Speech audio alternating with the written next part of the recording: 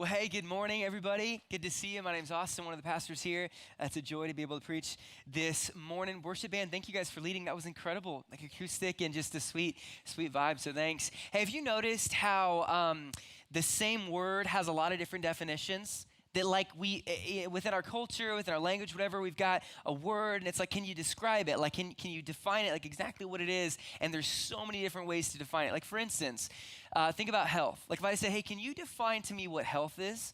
Like I've got a friend who is a YouTuber, full-time, like content, him and his wife, creator, and they're vegans. And they are like super fit and it seems like really healthy and they're incredible. And he's walked me through, hey, this is why being a vegan is the most healthy option for your body and for society. And I'm like, wow, yeah, that seems pretty compelling. And then I've got a friend who's an athletic trainer and a personal trainer, and he's like a carnivore diet where he's like, I don't eat vegetables, I only eat meat. And he's talking me through all the things about eating meat, which I'm like, that sounds delicious, but I also feel like that might be off because I feel like veggies might be important. And then there's like, well, the keto diet, which I'm like, I like the keto diet. I do like donuts and fries and stuff like that, but like high protein, low carb. Then there's intermittent fasting, which is what I currently do. It's like I eat between 12 and 6 every day, and then between 6 to the next 12 or 18 hours, I just don't eat, and my body's going, I think it's ketosis or whatever. But anyways, there's all that. And then you're like, well, what about working out? What's healthy for that? Is it cardio?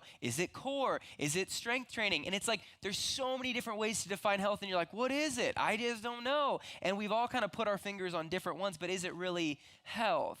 And so we have different definitions for the same word. And then you get to something that should matter to all of us of what is a Christian, right? Like, what's it mean to follow Jesus? And I talk to people all the time about following Jesus and their faith and their story, and I hear so many different definitions of it. Well, it's my upbringing. Like, I grew up in a Christian home, and so I went to Awana, I learned the songs, and I can sing you the Bible books, whatever. That's great. Okay. Well, no, it's following rules. Like, I'm better, and I don't cuss as much, and I go to, and I do this, and I've stopped, drinking as much or whatever. Okay, it's rules. Or no, it's, I raise my hand. I know I'm a Christian because I raised my hand at a youth retreat when I was in high school.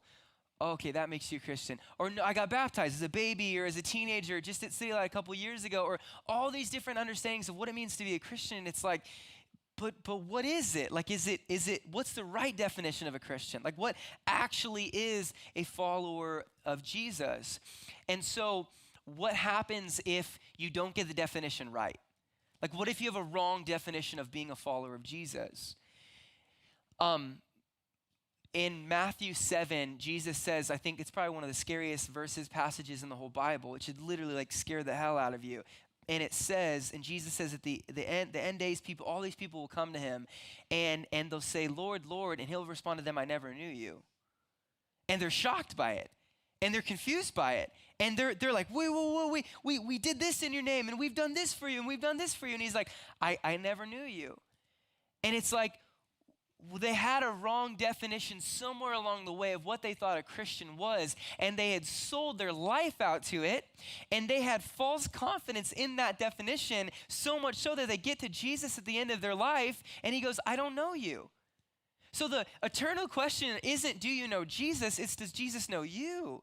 Do you actually know the real Jesus, and does the real Jesus know you? And so what happens if we don't have the right definition? We're falsely confident that we're Christians and we may not be. What happens if we get the right definition? The first thing is identification.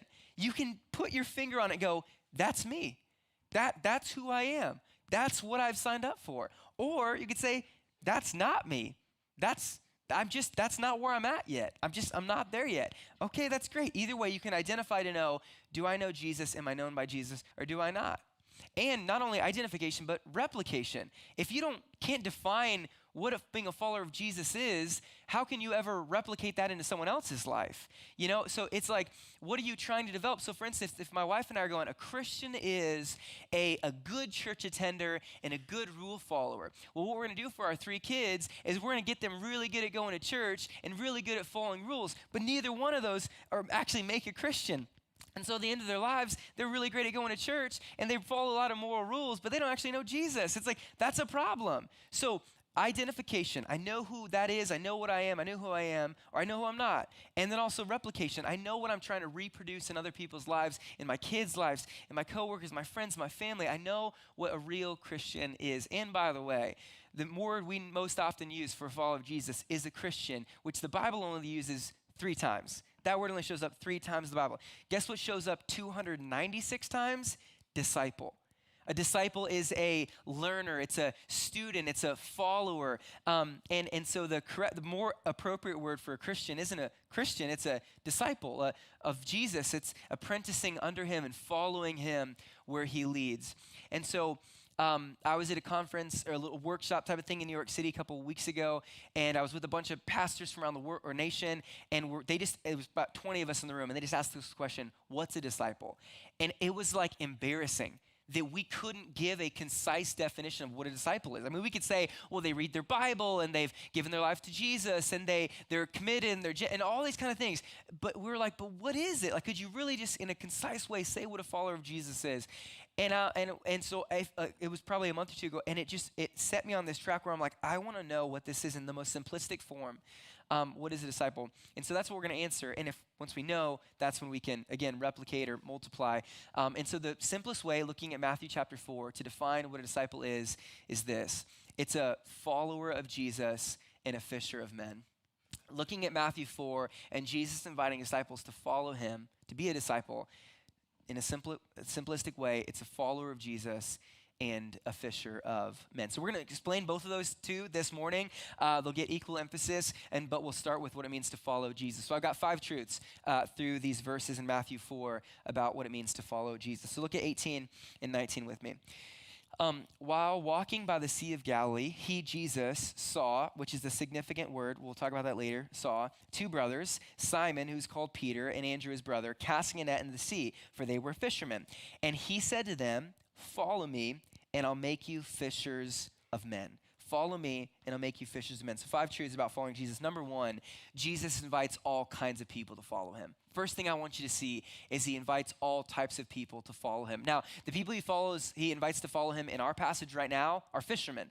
Now, fishermen in that day were blue collar. They were probably slightly uneducated. They were tough. They were gritty. That's what they did. They fished for their food, and that's what they were. And you can go, oh, that's the kind of people Jesus invites to follow. Well, as you continue in Jesus' journey of inviting disciples, in just a little bit, he invites a guy named Matthew to be his disciple. Matthew is a tax collector, he would have been an accountant or very financially minded, savvy, and he's also a traitor to the Jews. So Peter, this guy he's calling Simon in Matthew 4, is so different than Matthew, the tax collector, the traitor, still a Jew, but compromised, traded against them, and he's about numbers. This guy's about fish and whatever. And then you go, okay, well then then you keep going. You look at, he calls Simon the Zealot. Now he was a zealot, which means that he was convinced God was about bringing a revolution, and he's a warrior, and he's disciplined, and he's a fighter, and all this stuff. Oh, well and you're starting to get this space where you can't really put your finger on the type of people that Jesus calls. And then you move on to this guy named Nicodemus in John 3. Nicodemus is the teacher of Israel, this profound rabbi, Pharisee that's a great teacher, and he calls him into following him. And then you get Mary, this woman who had been possessed by demons, and he frees her from the demons, and he invites her, and you go, and it's just like, you cannot put your finger on the type of people that Jesus invites into following him, other than the one commonality that we're all broken. That's the only thing you could say. And we're humble enough, by his grace and his spirit, breaking our hard, stubborn, prideful hearts into realizing our need for salvation.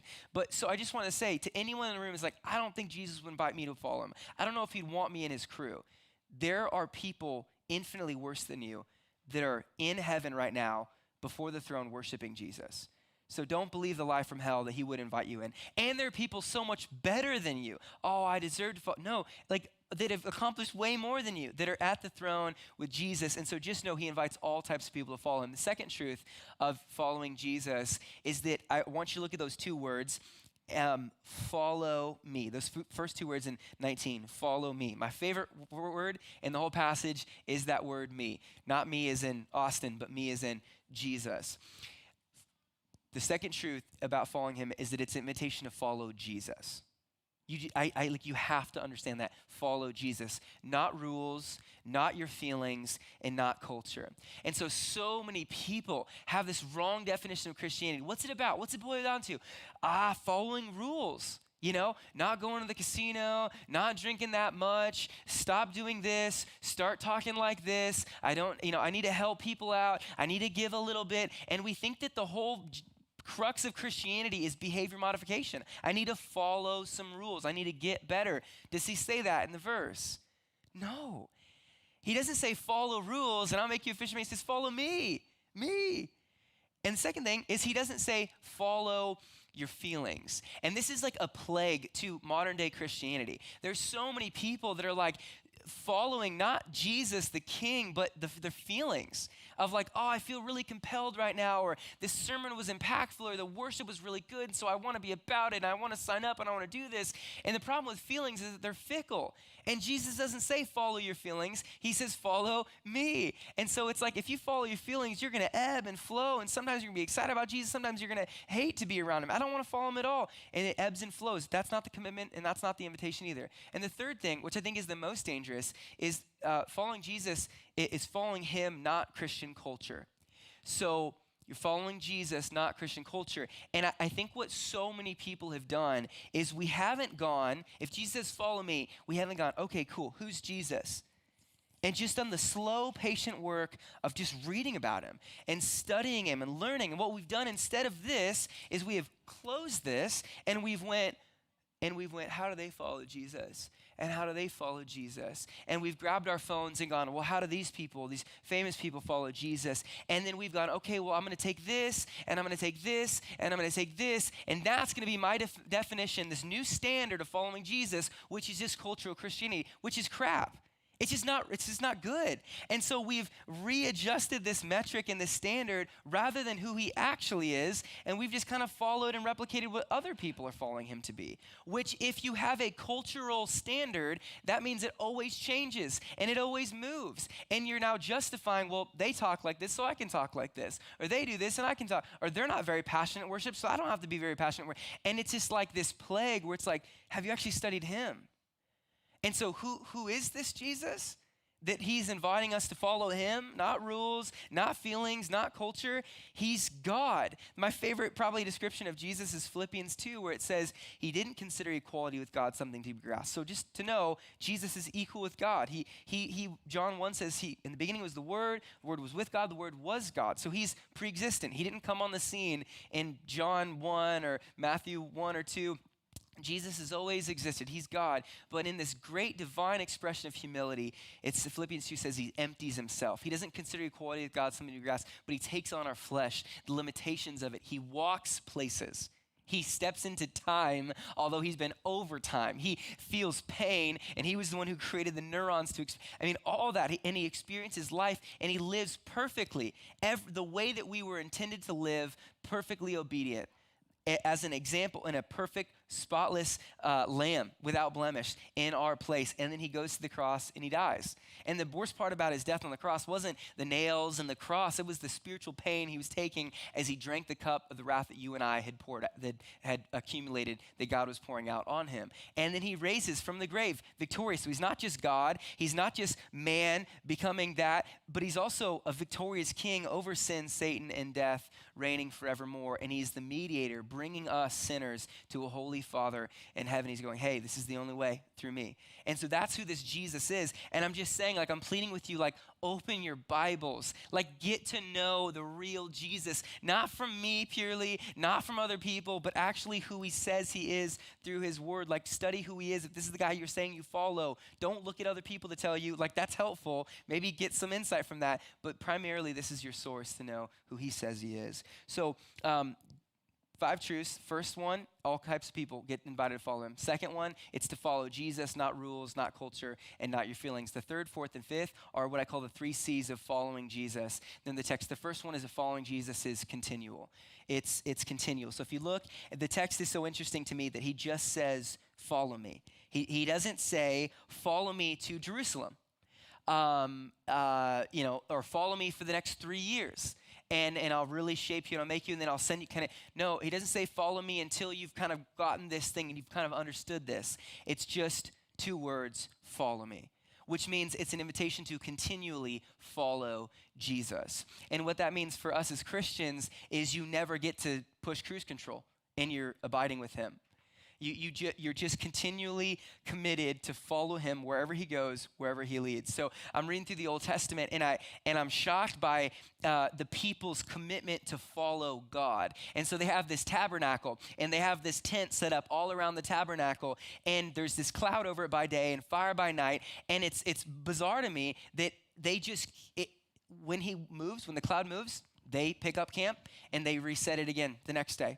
And then he moves again and they follow the cloud, God's presence, and they just keep going. And that's what the life of a Christian is. And so listen, there's no point in it where they're just like, the cloud moved, but it's comfortable here, so we're going to stay here.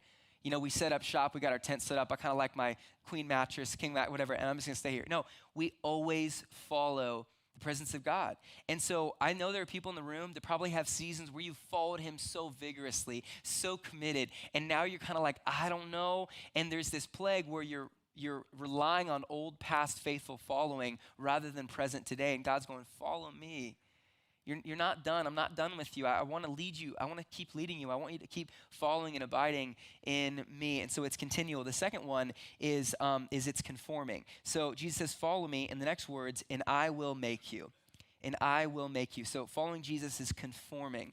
Now, I want you to know that those words are a promise, a definitive promise of God that he will do something, namely make you, change you, conform you. And you should take the promises of God seriously. He promises to free his people from Egyptian slavery. And despite all odds and Pharaoh's rule and Egypt's size, he frees them from slavery. He promises to lead his people all the way back from Abraham through all these generations into the promised land where there's milk and honey that flow and despite the fortified walls and the giants, and guess what? He leads them into the promised land. He promises in Genesis 3 to send a son that would crush the head of a serpent, and he does it, and he sends his son Jesus. And so God's promises we should take really seriously because they always come true. And in Matthew 4, verse 19, what's he say? What's he promise? I'm going to make you. I'm going to change you.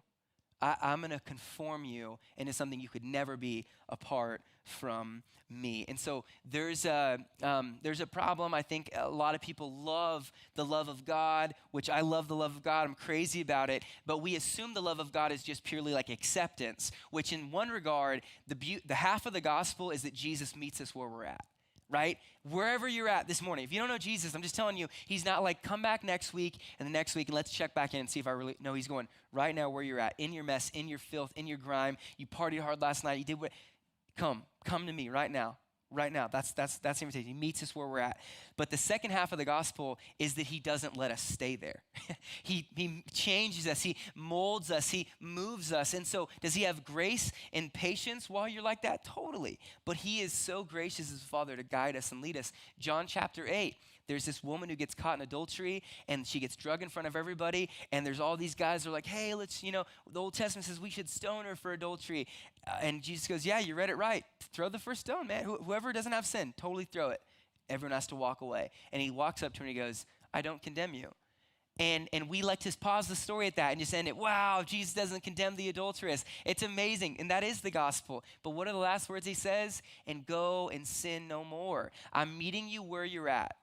But I'm not going to let you stay there because I love you too much. So his grace is conforming, not just not condemning, right? So he's going to change you and mold you. I remember years ago, a couple years after I started following Jesus, I was convicted in the way I treated people in high school. And I just thought, I'm going to start sending some messages to people, whether it was girls that I felt like I dated but disrespected, or it was guys that I'd kind of bullied or just been mean to or whatever. And I just started messaging people, hey, I just want you to know Jesus changed my life, and I've been really convicted of the way I treated you, and you're an image bearer of God, and he loves you, and he died for you, whatever it was, right? And like nobody messaged back. It was like, I felt so discouraged, and they're like, this guy's a freak, and then like whatever, and then it was a wedding 2 years later that I was at, and my friend, his name's Chance, he walked up to me, sat next to me at a wedding 2 years after I sent this message, and he said, I want you to know I started following Jesus. And I was like, what do you mean, tell me more. And he's like, when you sent me that message, I remember just like being so shocked by it. And he literally said the words, if Jesus could save Austin Edwards, maybe he could save me. If that gives you any inclination of what my high school career was like, okay? But it was like, but listen, it wasn't just a Austin, post this on Instagram or Facebook. It was like he actually saw my life change. And so I want to tell you, like, your resistance to let Jesus conform you is actually an inhibitor to the gospel. You want to know how he's going to continue to shape the people you've known in your past when they look at you and go, who is that person? They could never have gotten there on their own. Someone else must have shaped them and molded them, and we get to go, yeah, it was Jesus. And so he changes you into someone that you can never become yourself. That's what he does. It's a promise. Romans 8:29 says he conforms you to the image of his son. 2 Corinthians 5:17 says you're a new creation. Galatians 5:22 says that God's bearing fruit in your life. The fruit of the Spirit is peace, gentleness, things you couldn't produce on your own. He's conforming you. He's changing you. That's part of following Jesus. And the last C of it is it's not just continual and it's not just conforming, but it's costly. The call to follow Jesus is costly. Look at the next words after his invitation. Verse 20. So he says, follow me, I'll make you fishermen. Next words. Immediately, they left their nets and followed him. Immediately. So there's something costly about they had to leave in order to follow him. And then you get where he calls James and John in verse 21. And guess what it says in verse 22? Same thing. Immediately, they left the boat and their father and followed him. So, by the way, your net and your boat, the things they left, are your livelihood. It's like me going like, I'll be mute from now on. Like, I won't say any words anymore. Like, I lose my job. I just can't. I'm like typing a sermon. There's no way to do it. It's like giving up your livelihood. If you're like an architect, it's like you lose your pen and paper and all that. But they gave it all up. And then it says they left their father, which means there was family involved. There's relationships and people involved, not just possessions, and they leave it all behind. I want you to know Jesus isn't a shady salesman. Like, he's not trying to upplay the benefits and downplay the fine print. He's not like, we'll talk about that later. He's like, I want you to know. In fact, in Luke chapter 9, when he talks about the cost of following Jesus, it seems like he is dissuading people from following him. It seems like he's like, I just need to know it's really serious. It's going to be really hard. And if you want to follow me, you got to leave everything. And you got to die. You got to bear your own cross. And it's like, whoa, Jesus, like you should maybe just lighten that a little bit so people come because they're all going to leave you, And he's like, no, I'm not interested in costless Christianity.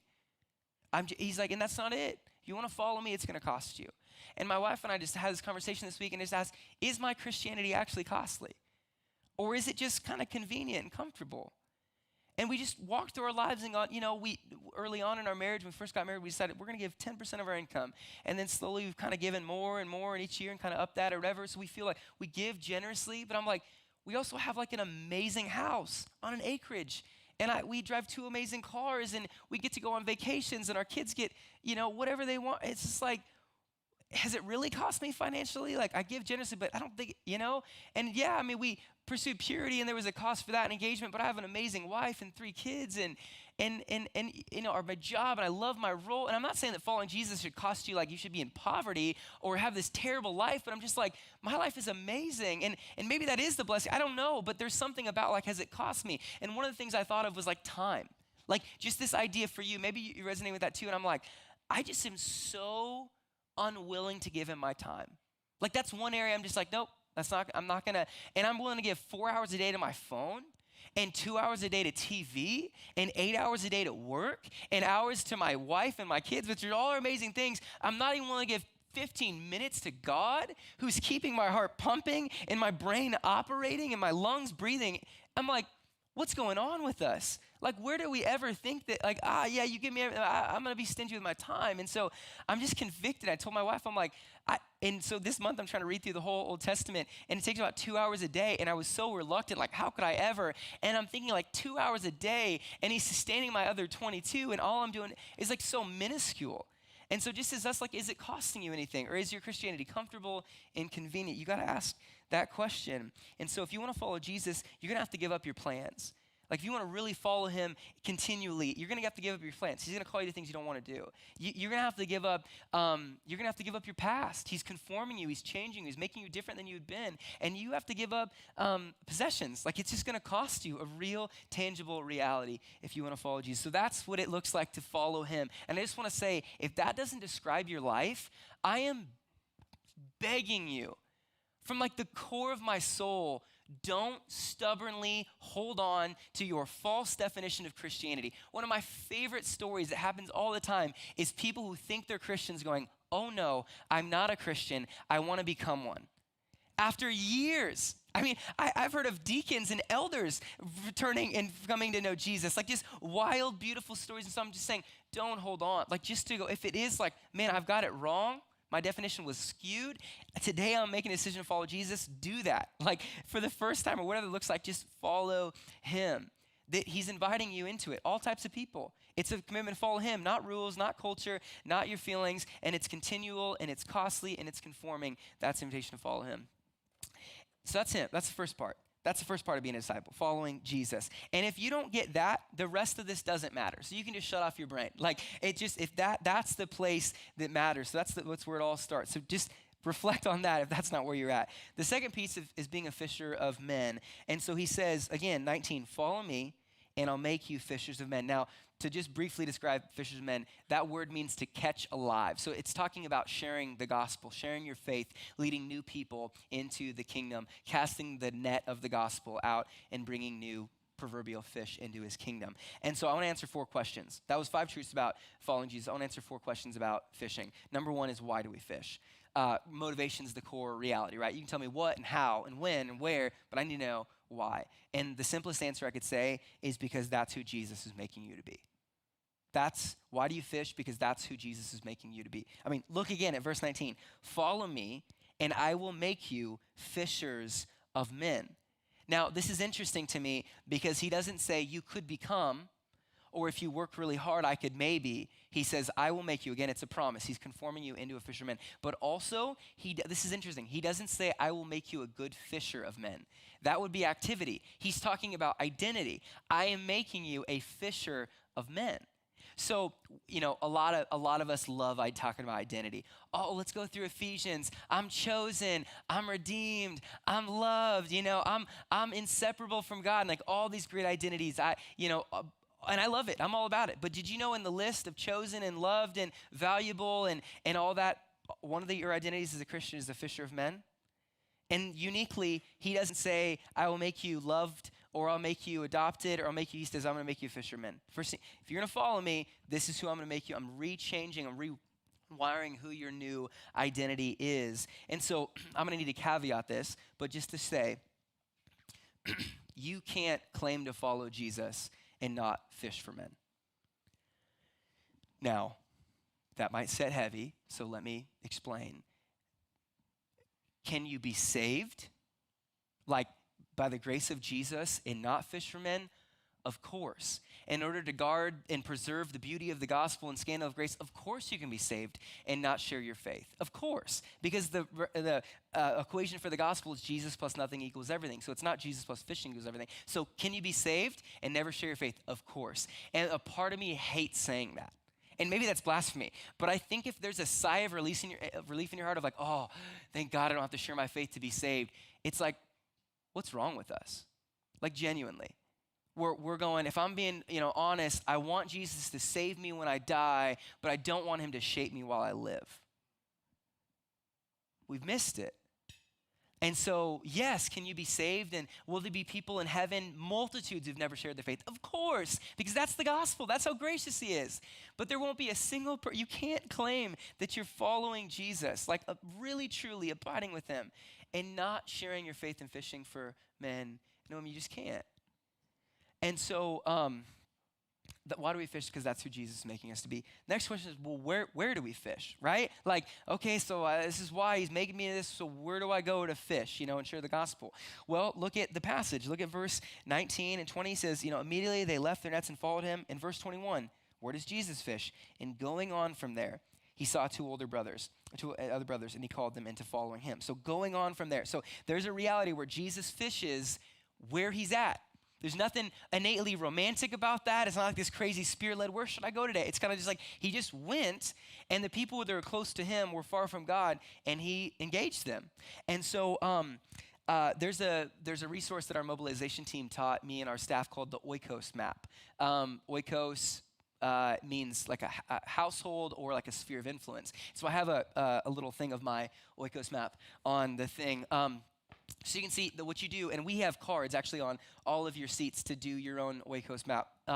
But you write your name in the center, and then what you're doing is just going, who are people that are close to me but far from God? So to the right, I've got my neighbor, Jay. I'm not going to say his name because he could be here today, but sorry, Jay. But anyways, but he owns a business, and he's influential, and he's got his 2 sons that he loves and that are following him, that are grown guys, and then he's got his employees that I know, and so I'm like, if God reaches Jay through, sharing the gospel, fishing for him, then he can fish for those 4, and those 4 have so it's that. And then you get my family, D. He's a wealthy guy, lives in California. He's got his friends, and he's got his employees, and I'm like, man, if he reaches him, he can reach those people. Then you get over to the left, and my friend, Elle, she's a professional athlete, and she's got her teammates, and she's got her social media followers, and she's got her coaches, and all the people she can impact. And then you get up top, my neighbor, T. He's got his coworkers, and he's got his friend that I've met, and I'm like, so it's this idea. So an Oikos map helps in 3 ways. Number 1, it helps you visualize who's close to you but far from God.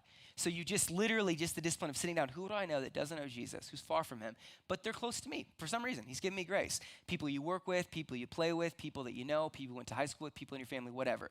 And then you just write, here's this person, and then you write in another sense and go, well, who's close to them but far from God? And so it helps you visualize who's close to you, far from God. Second thing, it helps you identify who's close to you, and then visualize the potential multiplication and exponential impact you can have. If I reach those 4 people, there's another 40 people represented after those people, and it just keeps going and going. And the third thing, it helps you pray for the people consistently. And so if you've got your Oikos map and you do that on your own, put that in your car, on your dash, or on your mirror getting ready in the morning, and just pray, God, would you save D? Like, you love him, and he's got such a stubborn heart, but you care for him, and would that gospel that I've shared with him, would it sink into his heart in a real way? So why do we fish? Where do we fish? The third one is, and by the way, John 17:20, he says he prays for those who will believe in me through their word. So that's what an Oikos map is. It's praying for those who will come to know Jesus through the gospel. Third one is, how do we fish? And there's so many things I can say about this. For time's sake, I'm just going to expositionally look at what Jesus did and say, go do that. So 2 things. Jesus saw people and he called people. So those 2 things. If you can do that, you can fish. So verse 18, while walking by the Sea of Galilee, he saw 2 brothers. That's key because it says the same language in verse 21. And going on from there, he saw 2 other brothers. So there's something about fishing where you've got to have your eyes open. You know how people talk about the difference of like listening and hearing? Like you're hearing me, but you're not really listening. That's for you. Do you see people every day that you could fish for? Yes, but are you really seeing them? And so it's this call to say, are you interruptible? Are you available? Are you looking? So it's like when you go to the grocery store, don't say I'm going to the grocery store. Say, I'm going fishing at the grocery store. I'm not going to do self-checkout. I'm going to wait in the painful line, and it's going to be awkward, but I'm going to go through it, and I'm just going to have a conversation with someone before me. I'm just going to put my phone in my back pocket. I'm going to talk to people around me. It's going to be weird, but I'm going to do it. Or I'm going to pray. Or when you go to the restaurant, I'm going on a date night, but also maybe want to fish for our waiter or waitress and to say, hey, we're about to eat. We're Christians. We love to pray and talk to God. Can we pray for you? Is there anything I would pray for you about? And you'd be shocked. When you're going to a sporting event, I'm going fishing at a Husker basketball game. It should be great, Took my net, There's something about that where it's just like you're looking at your life going, are you seeing people? Like really, genuinely. And the second thing that Jesus does is he called people. He called us. So he doesn't just see people. He doesn't just serve people. He actually puts words to it, which is what the gospel needs, and he calls us. And so he says in there, it doesn't just song, but he said to them, follow me and I'll make you fishers of men. And so listen, if Jesus' invitation is to follow me and I'll make you fishers of men, then can we all agree that our invitation to other people should be follow Jesus and he'll make you fishers of men? And yet, we have so diluted the gospel that it's kind of like, hey, follow Jesus and he'll make you a better person.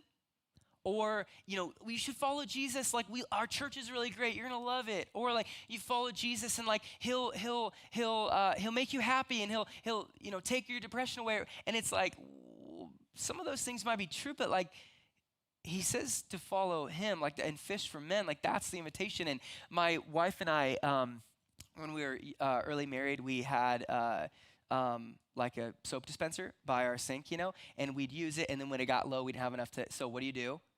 Pour some water in it, right? And then you're like, okay. And then you crank through the second time, and then you're like, well, it kind of worked that second time, so there must be. And then so you pour more water in it. By the third or fourth time, it's just kind of like water, but it has a little bubble or two, and you feel okay about your life. It's like, this is what we've done to the gospel. This is what we've done to the gospel. We've just cheapened it. We just keep pouring water into it and watering it down and making it more palatable. And I think it's a pure motive. Like, I think we're trying to get the gospel out to everybody. But listen, if you water the gospel down so it's easily accessible and easily palatable, and it's just Jesus loves you, just believe that, then people aren't actually signing up for the real Jesus.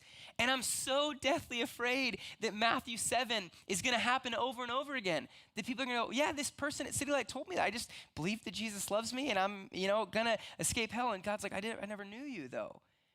And it's like, oh my gosh, like, we just led people astray. And there's an old adage that says, what you win people with is what you win them to. So if we win people to Christianity that's easy, that just come on Sundays and believe you're loved, when he starts calling them on sin or to fish for men, even people in the room right now are going like, I feel uneasy about this. And it's like, well, what you've won them with was easy Christianity, and then what you're trying to keep them with is costly Christianity, and they're just going to leave. I didn't sign up for that.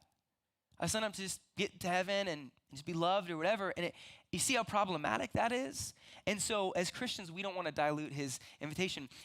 FISH, there's a little acronym or acrostic, but it's like I don't have time to really explain it, but FISH, be find. You got to find, like look for people. Interest is just gauge interest. Like have a common conversation. Are they interested in spirituality? How can you have that? Share. You have to actually get to the words of the gospel. It can be a testimony. It can be Romans 6:30 or 23. It can be all sorts of ways you could share.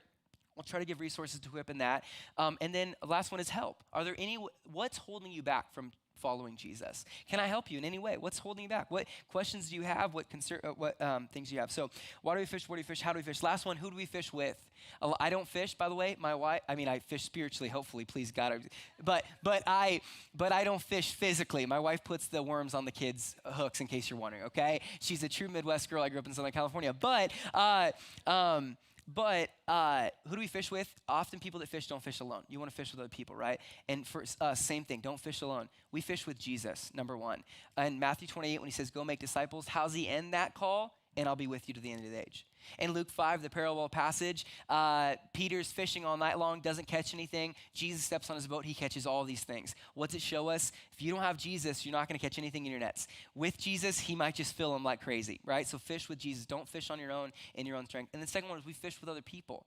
In Luke 10, Jesus sends the 72 out 2 by 2. In Acts 3 and 4, it's Peter and John. In Acts 13:2, it's Paul and Barnabas get set apart. In the Old Testament, it's Moses and Aaron and Joshua and Caleb. Like there's partnership there where we're pursuing together. So when you go and share the gospel on your own, if you ever have, it's really easy to be like, I'm not going to push any farther on this. Or the person's passing by, it's okay. I lost my chance, If you go fishing with Skylar Kilser, you're like, he's like this bold, I'm like, you start the conversation. Yep. But whoever you're with, it's just like amazing reality where you're bold, you're more bold with other people. And you're just willing to say like, I want to do this. So don't fish alone. That's why we're emphasizing city groups. Like they're so significant to have a space where you're not just trying to reach everyone you know by yourself. There's 20 other people who want to help you and love them and lead them to Christ too. Take advantage of that. Like don't fish alone. Barna, who's a Christian resource like Gift, basically they do a bunch of research. They showed, I think this is still low to be honest, but that 40% of Christians aren't engaged in any type of discipleship. Meaning like they don't have someone pouring into them. They're not pouring into anyone. They're not sharing the gospel. They're not making disciples. 40% of Christians across the board are not doing this. I think it's higher, to be completely honest. But I want to say this. Don't detach evangelism and discipleship. So if you're familiar, if you've been in church for a while, discipleship, you probably think like, oh, a solid Christian pouring into not a solid Christian. And that is an expression of discipleship. But a majority of the time when the Bible talks about making disciples, it's talking about brand new people coming to faith in Jesus. And if we're being honest, what would you rather do? Invest in a current Christian who's already saved, who already is excited, who wants to learn from you? That seems pretty easy in some regard. Or do you want to go talk to someone who hates God and is like, hey, I want to tell you that God loves you, And so it's like, we've kind of shifted this discipleship and detached it and been like, oh, it's just pouring into people. It is, but it's also investing in people who don't know Jesus. That's discipleship too. So it's both making a new disciple and maturing existing disciples. It's edifying the believer and evangelizing the lost. But Barna showed that 37% of people said they don't make disciples, and maybe you're resonating with this because they don't know how. That was 37%. I just don't know how. I don't have confidence in it. 24% said they don't make disciples because no one asked them to. No one's asked me to disciple them or whatever. And number 3, 22% said they don't make disciples because they haven't thought about it. Like, it just honestly hasn't really come up in my day. I'm busy, I got work, I got kids, I got whatever. Okay, if I think those are all fine, maybe you resonate with those. I think they're honestly periphery, surface level answers. I think if I'm gonna go to the real reasons why we don't share our faith and fish for men, and these will get progressively harder to say, but one is a lot of people think it's just not your gift. I hear this all the time. I'm not extroverted, I'm not good with words, I'm not, I don't know, I just kind of hang out in my own thing. And it's like, no, Moses wasn't extroverted. Moses wasn't eloquent. God used him like bizarre. So, and Ephesians 4 says, you do the work of the evangelist. Like, you share the gospel. This isn't a call to particular people. It's a call to every follower of Jesus to fish for men. So it is your job. The second thing, again, getting a little harder, is you've probably never tasted it. I was talking to Jason, we had lunch, and it's like so fun to resonate and have a common heart. But he was talking about how so many people have never experienced the joy of leading someone to Christ. And maybe you're in that space where you've never seen, but I'm telling you, man, if you get to actually watch someone go, oh yeah, man, I'm dead in my sin and I couldn't save myself and God loves me. And then they go, yeah, I want to follow Jesus. You get addicted to it. It's just like, I want to see that more and more. And why would I not want to give my life to it? So I'm like, some of you just don't know what you're missing out on. And you're not doing it because you don't know. And I'm like, if you taste it, you'd be like, I want more of that. I want to see Jesus do that again. Luke 15 says there's no greater party in heaven than when a sinner repents and comes to Jesus. Like, there's this huge explosion in heaven for that happening. And we want to be a part of that too. And the third one, again, I don't mean to hurt any feelings or offend, but a third reason I think on a true way that you aren't sharing the gospel is you don't care. You don't care. And you could be like, oh, how dare you say I don't care about lost people. But if you say you care about lost people and you haven't shared with lost people, you're lying. It just doesn't match. And I've been in that too, where I'm just like, it's gonna be awkward or weird, I don't know. And not only do you not care, it's probably that you don't understand hell. Like, when people don't follow Jesus, like, it's not just like they don't get heaven with us, they get hell. Like, perpetual torment and wrath, separation from God, paying for the sins that we committed and they committed too, but we got forgiven by Jesus. And it's like, if you realize that, like, who cares about your reputation? Who cares about people thinking that you're weird or awkward? Like, I care more about you knowing Jesus and spending eternity with him than I do you thinking I'm awesome.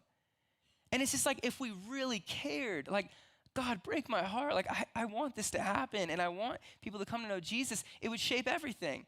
So, sure, Barna, thank you so much for the reasons. I think those are great and those might be, but I think if you really get deep to the core of it, it's not my job. I don't really know if I'm that. I've never really tasted it. I don't even know what we're talking about. And I just don't care, if I'm being honest.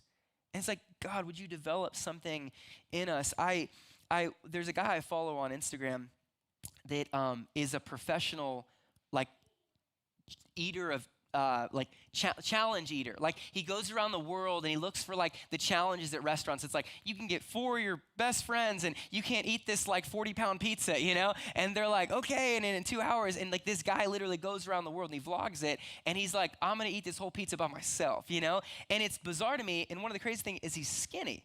And I'm like, how? What the heck? Okay, whatever metabolism you had, God, please, I'm just begging, put that in me, I ate like a Twinkie, and the next day I'm like, I feel it, But it's bizarre to me. And so there was a time one of his episodes, he ate there was a documentary on the fattest people in the world. I don't know how to say that. Hopefully that isn't offensive at all. But it was like people that are literally 1,000 pounds and they can't move or whatever. And he went through, this is their meal that they eat every single day. And it was like literally 15 pancakes and like a whole thing of syrup and a few McGriddles and a gallon of milk and some Pepsi and like all this crazy stuff. And then it was like literally 2 hours later, it was like a Big Mac, a couple things, a meatloaf casserole, like all these things. And the whole day, this guy eats all of it. Like, that was his thing, to eat it all. And I'm watching, I'm going, oh my gosh, this is crazy. And the thing I'm wondering in the back of my head is like, he's eating so much, how is he not heavy? And he explains where he it's not just his metabolism. He actually fasts afterwards, after there's some health things that he needs to do.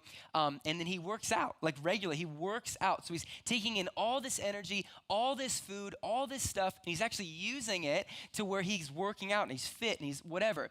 And if I'm pulling the illustration together, it's almost like American Christians are like the fattest, are just like the fattest Christians in the world, if they are Christians. And it's like we've just eaten and eaten and eaten, and all we really want is more books and more sermons and more podcasts and more blogs and all this stuff. And all we want to do is just gain it all and then not do anything with it. And we're feasting, and every Sunday we're like, hey, I'm ready, feed me another meal. And it's like, are you doing anything with it? Like, are you just eating and then you're getting spoon-fed and then you're just, and again, I'm not trying to be offensive, but I'm just like, you have to ask yourself that question. Like, this is not just meant to stimulate your mind and entertain your heart. It's meant to change your life. Like, that's what his Bible does. And I'm just like, have we gotten so fat? Like, where we're just eating and eating and eating, not doing anything with it. And he's calling us to be fit, to utilize it. Christians aren't, if you get a body of water and it stays there, it turns into a swamp. Like, a healthy water flows. It's a river, not a reservoir. And so that's what your life is supposed to be like, where you're actually taking in. And so if you want to feast, feast. Read this whole thing. Listen to every sermon you can. Read all the books. But do something about it. Use what you know. We say that our vision, our dream is to see God grow a movement of disciples multiplying disciples. And their networks, next generation, new cities, and nations. And so what's this multiply disciples mean, this vision? We define multiply with 3 words, make, mature, and mobilize. So make is Matthew 28. He says, go make disciples of all nations, baptizing them. So we're actually, as a church, making disciples, that new people are coming to know Jesus, not just other Christians from other churches, but new people are coming to faith in Jesus. Make disciples. And then verse 20 in Matthew 28 says, teaching them to observe all that I've commanded you to. So we also want to mature Christians. We've baptized like 400 or 500 people in the last 6 years, and that could be a terrible stat if none of those people are actually mature. They might be made disciples, but are they mature and are they growing and all that? So mature. And the last one is mobilize, where it's like, go do what just happened to you. You were made a disciple, you got mature to disciple, go do that again to other people. Matthew 9:38 says, go pray to the Lord of the harvest, that he would send out laborers to the harvest. That it's this prayer. And if you make, mature, and mobilize, and those people make, mature, and mobilize, and those people, then you get what we would define as multiply. And so I just plead, like, don't stop outsourcing discipleship to the church on Sunday. Like, there's this plague where it's like, oh, my friend's not a Christian, you should come to City Light. And whoever is preaching will lead you to Jesus. And it's like, no, like that's not it. It's your job. Like the primary role of, I think, the church and the word is to actually edify the believers. Like this is a huddle, a sports huddle.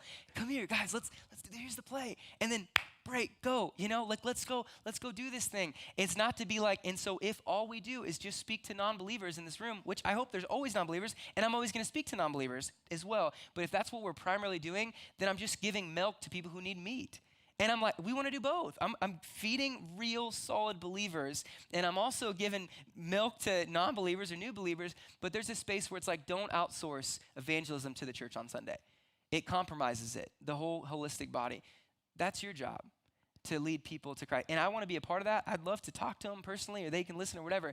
But, and so just to end, I think I need you to remember that the same grace that saved you from hell sends you into the harvest. It's not 2 different gospels. It's not like the same grace that we love and we sing about that saves us from hell sends us into the harvest. And so let's not be people who choose one side of the gospel and have a narrow view of grace. Let's pray.